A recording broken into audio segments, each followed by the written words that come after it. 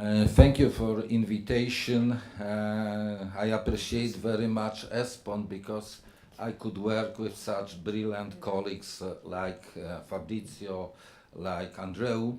And initially we wanted to have point 1 presented by Andreu, point 2 by me, point 3 by him, and point 4 by me. But we decided to make it easier for you, so first Andreu, then me. Coming to the challenges. And this, what I'm going to show, is part of this strategic advisory forum where we meet discussing different strategic issue of territorial dimension of Europe, and then providing proposals for new territorial agenda. So some of them were already perfectly developed by Fabrizio, so it's nothing new. The first one is disparities. Disparities are growing in Europe. In last cohesion report, we have found it a very beautiful phrase that disparities in Europe are decreasing after 1 year of positive phenomenon. After crisis from 2007 on, they were increasing, 1 year decrease, and then good message for us. My feeling is that we have also to deal with new types of disparities, and we are not fully prepared to deal with them. Then external sensitivity crisis has shown that we are very dependent on what is going around, and this what is going around has a strong impact even if we were living to a certain extent in Fortress Europe, being isolated from external problems. Increasing externalities, social, economic, environmental. We do not have culture in treaties as cultural cohesion, but we think that cultural dimension is more and more important. Also political and administrative fragmentation, and that's an issue of cost of non-Europe, which are often by the people, by politicians, not understood, that resigning from Europe, it would be strong minus some gain. And then also governance across borders, without borders, that's important value of Europe. And during our initial work, we identified 3 key challenges, and Andreu already pointed out first of them, which was present, also taken from another angle by Professor Barka, namely the fragmentation and disintegration of Europe. That we observe growing fragmentation of society, and probably we are underestimating social dimension of Europe because it is making Europe's life harder and harder. And it means growing cost for all, but it also, what Brexit had shown and in other cases are also very important, threat to integration. What is policy state of play? We have really gap in producing solutions to address successfully this growing economic and social fragmentations. As I pointed out, other are important. Spatial interdependencies, namely everything is more and more interconnected, and what is happening in one place often has very strong impact on other places. It could be positive, it could be negative, and it shows that even if we observe ESPON, Eurostat statistics, they are very good in producing statistics concerning places, but they are very weak to produce high quality statistics concerning flows. Links flows are gaining importance.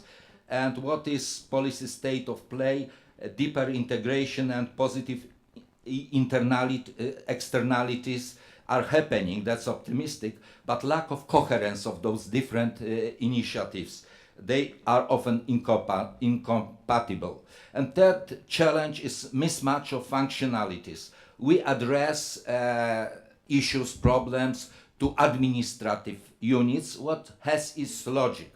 But from point of view of territorial dimension, we have to address it to functional units, because problems are not covered by administrative borders, which are lower and lower. That's the development. And we have probably, we are trying in Union to address this multi-level governance, functional areas as unit for policy treatment, but probably we should try to do it more successfully. And it means that territorial agenda is needed, and we collected here few reasons why. First of all, last one was approved during Hungarian presidency. It was in Gödöllő in 2011, and it was until 2020. So 2020 is just a few months ahead of us. We have to produce a minimum until 2030, but also eliminating weaknesses of Gödöllő. And what could be said about that often is pointed out that it was high quality product, but with no possibility to implement it. Professor Barka also pointed out issues like that. Even if we have high quality product, then strategy, whatever, we have to think how to implement it. Megatrends, we do not want to keep too long on megatrends, but generally megatrends has changed, global and European, so that's why we have to find new recipes. Also irreversible consequences for European cities and regions due to the economic crisis of 2007. Wealth is different and Europe is different. So the final proposal is that during German presidency in 2020 to have on the table a high quality document concerning territorial dimension of Europe. I'm coming to key long term principles of future policies. I spent working night. I'm not as smart as Professor Barka is, and I have already some impression what was produced, what was presented by European Commission yesterday, but I will of course concentrate on May the 2nd, so multi-annual financial framework. We need cohesion policy well equipped with allocation of funds. Of course we can do more for less, we are used to that. Cohesion policy, we need cohesion policy which is including all European regions, because structural problems are happening not only in poorest regions but also in more wealthy regions.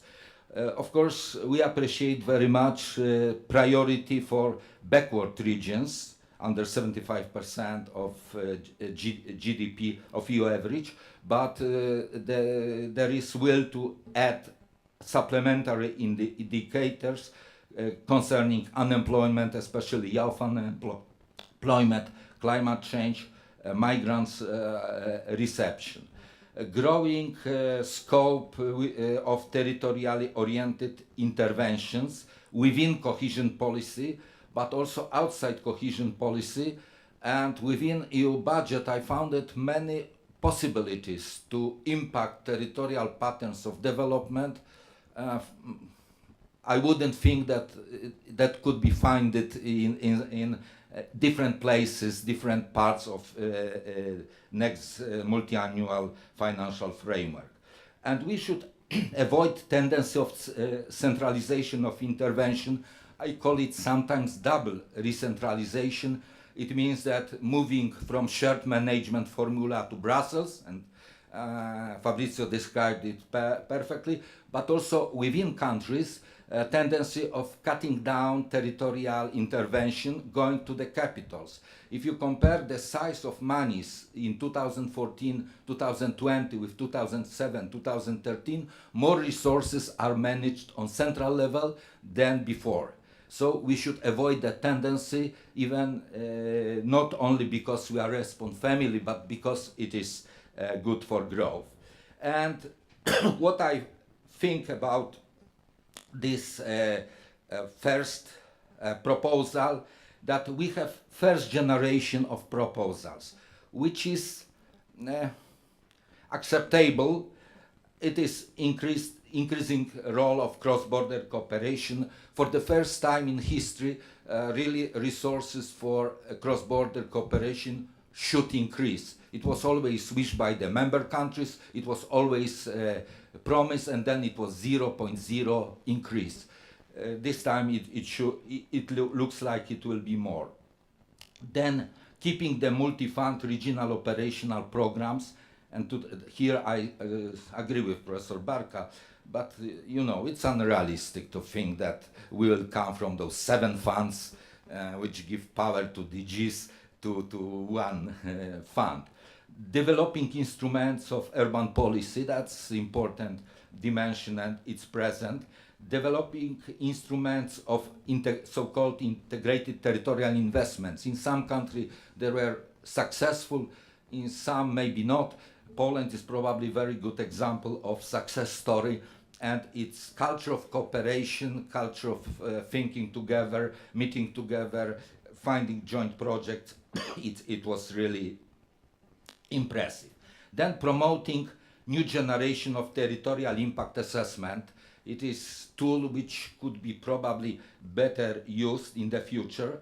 And what also is important for ESPON is increasing knowledge of territorial patterns of socioeconomic development, that space, territory is treated like an asset, not like a problem. What's often perception by these people from this silos structure Francesco described minutes ago.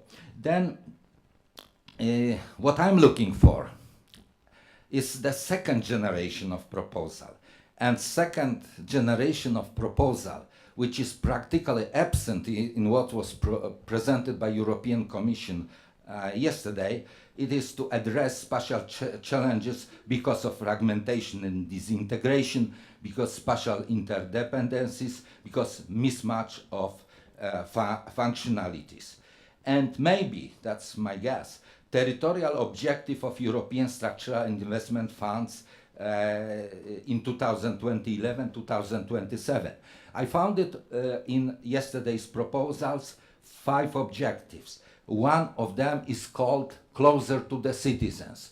My feeling is that it is very close to what we are wishing to achieve with ESPON, so addressing better territorial issue.